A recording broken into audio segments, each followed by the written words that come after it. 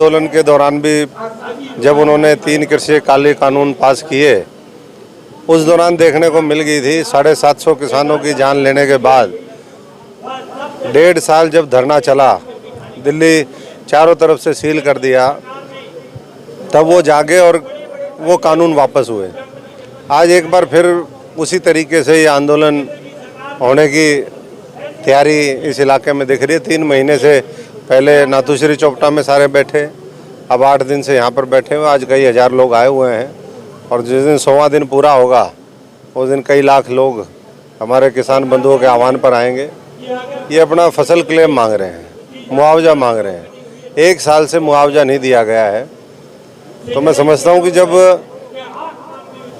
Premium काटना हो तो ज़बरदस्ती फसल का बीमा कर देते हैं, लेकिन जब फसल नष्ट हो जाती है तो फिर जो है पैसा देने में ये जो कंपनियां हैं, प्राइवेट कंपनी, इनको दिक्कत होती है। अब कह रहे हैं कि 50 करोड़ से ऊपर का बीमा है, इसलिए ये केंद्र सरकार के पास जाएगा, केंद्र में मामला जाएगा। भाई जब हमारे खातों से पैसे काटते थे तब केंद्र की सरकार ने आपसे कहा था क्या? और कहा था तो आपस में तालमेल बनाओ।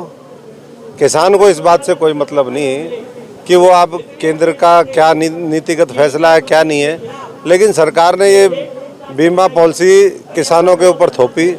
प्राइवेट कंपनी वो सुनिश्चित करते हैं कि कौन सी कंपनी कब कहाँ रहेगी। अब जब फसल 750 करोड़ रुपया देना है तो मैं समझता हूँ कि इसमें जल्दी से जल्दी उनको करना चाहिए, कोई कोताही नहीं बरतनी चाहिए, क्योंकि किसान तो पहले ही दुखी है। यहाँ 30-40% अभी भी सरसों उसकी खरीद नहीं हुई है, वो उनके घरों में पड़ी हुई है। पूरे इस इलाके के अंदर चौपटा का तो मैं 45 का नहीं कह रहा, लेकिन सिरसा पार्लियामेंट आधा आज भी डूबा हुआ है। जाए मुख्यमंत्री जी, उनके सरकार के प्रतिनिधि, यहाँ के सांसदगण जाकर के देखे। पूरा हाईवे अगर नहीं होता तो पूरा फतेहाबाद सिरसा डूब जाता। 4-5 फीट पानी खड़ा है, फसलें तो अब होंगी नहीं। बीमारियाँ और शुरू हो गई है, आई फ्लू है, वाटर बॉर्न डिजीज़ जो तमाम दूसरी तरह की बीमारियाँ फैलाएंगे। तो इन चीज़ों का समय रहते समाधान करना चाहिए।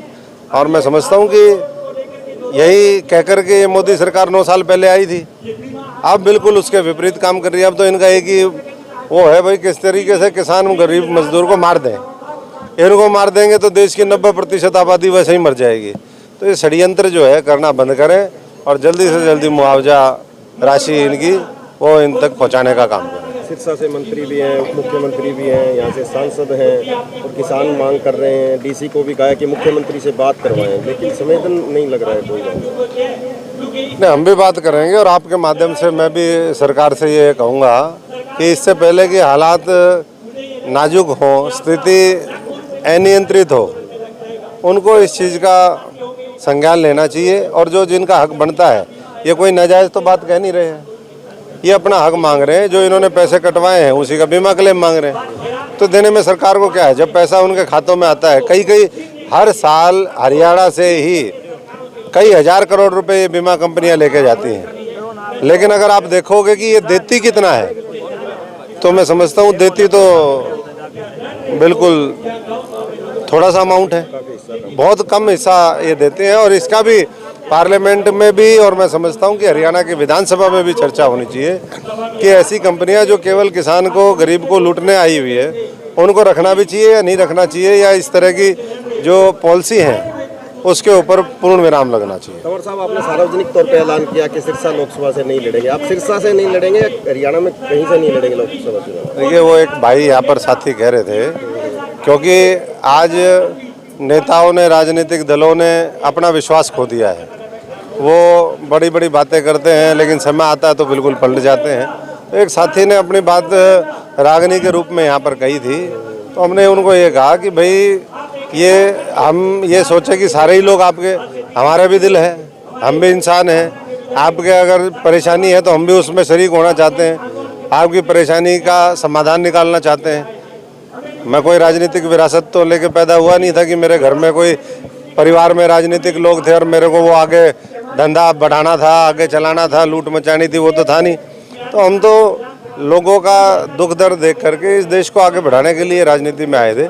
तो उसके संदर्भ में एक बात मैंने कही, तो हमारा तो ये मैंने पहले भी कहा है कि आगे पार्टी जो डिसाइड करेगी वो है, लेकिन मैं जो यहाँ का है, कोई लालच की बात नहीं। दूसरा, जो सिरसा संसदीय क्षेत्र है, इन्होंने हमारे ऊपर एहसान किया है। 2009 में जिताया, मुझे जिम्मेदारी दी, हमने जिम्मेदारी को अच्छे से निभाया, बड़े बड़े हाईवे, बड़े बड़े प्रोजेक्ट लेकर गए और जितनी कोशिश थी हर गांव तक पहुंचने का काम किया, हाजिरी भी पूरी देने की।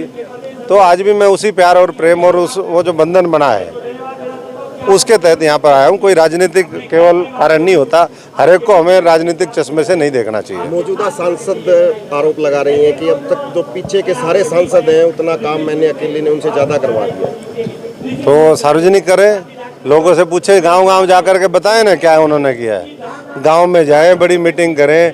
अभी हमारे एक साथी बोल रहे थे, बोले प्रधानमंत्री जी ने स्टेशन का उद्घाटन किया, 15 लोग तो काम करवाया, तभी तो 15 लोग आए। 30 लाख 35 लाख लोगों में से 15 लोग स्टेशन के वो उद्घाटन के लिए आए हैं, तो इससे ज़्यादा शर्म की बात नहीं होनी चाहिए। और मैं समझता हूँ कि ऐसे लोगों को सोचना चाहिए, पुनर्विचार करना चाहिए कि क्या कमी रही है। हमने हमारे समय में तो डबवाली से लेकर के हिसार तक का हाईवे हमने शुरू करवाया काम। परमाणु संयंत्र 9 साल में ये सांसद ने और बीजेपी ने परमाणु संयंत्र नहीं बनवा पाई, जिसका सैंक्शन हो गया था, जिसकी लैंड एक्विजिशन हो गई थी। ये जितने हाईवे सब चीज़ें तो हमारे टाइम में ही हो गई थी, तो काम शुरू। इसी तरीके से नए नए कस्तूरबा गांधी आरोही मॉडल स्कूल, ये सारे बनवाने का काम किया, हर गाँव में ग्रांट दी। आज लोगों के बीच में हम जा पाते हैं तो इसलिए जा पाते हैं कि हमने किसी का बुरा नहीं किया। हाँ, उम्मीदें बहुत होती हैं और उम्मीदें होनी भी चाहिए, लेकिन 100% पूरी नहीं होती। लेकिन आपने प्रयास क्या किया, वो प्रयास तो दिखाई देते नहीं है और इसीलिए आक्रोश है उनके। नहीं, जिन्होंने उनको तो आज से 4 साल पहले बुआ बनाया था, वो सारे भतीजे भाग गए। अब उनको लगता है कि भाई बुआ ने धोखा दे दिया। और जो है उनके और साथी सहयोगी हैं, उन्होंने भी ऐसा ही किया। तो आक्रोश 2024 में जब लोकसभा विधानसभा का चुनाव होगा तब समझ में आएगा कि ये असली है क्या। ये तो अभी सरकार की खुमारी में घूम रहे हैं, तो सरकार की खुमारी कितने दिन रहेगी। तो जल्दी जल्दी मैं समझता हूँ कि इस बात को समझे और इनके किसान बंधुओं की पैरवी करें। कर सकते हैं तो, और नहीं कर सकते तो इनके साथ आके खड़े हों, या तो सरकार के साथ पूरी मजबूती से उनका सहयोग लेकर के पैसे दिलवाए, और नहीं तो जो है किसानों के धरने पर आकर के कहते हैं भाई हमारी नहीं चलती है और हम आपके साथ हैं। ठीक, धन्यवाद।